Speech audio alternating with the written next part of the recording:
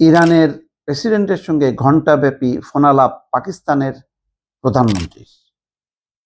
Pakistan, Saudi আরব, তুরস্ক এবং মিশরের পররাষ্ট্রমন্ত্রীরা রবিবার বৈঠকে বসছেন।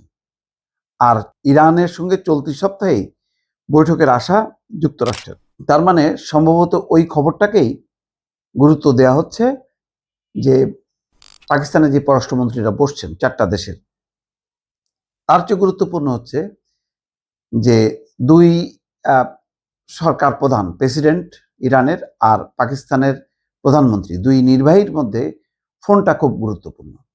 ইসলামাবাদে তুরস্ক, মিশর, সৌদি আরব এবং পাকিস্তান সহ কয়েকটি আঞ্চলিক শক্তির পররাষ্ট্রমন্ত্রীদের বৈঠক হওয়ার একদিন বাকি।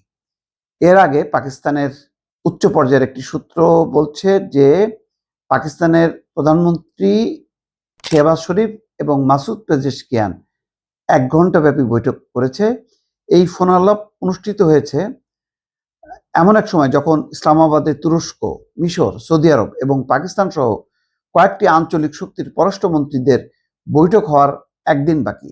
এর আগে পাকিস্তানের পররাষ্ট্র মন্ত্রণালয় এক বিবৃতিতে বলা হয়, এই বৈঠকে আঞ্চলিক উত্তেজনা কমানোর উদ্যোগ সহ বিভিন্ন গুরুত্বপূর্ণ বিষয়ে বিস্তারিত আলোচনা হবে।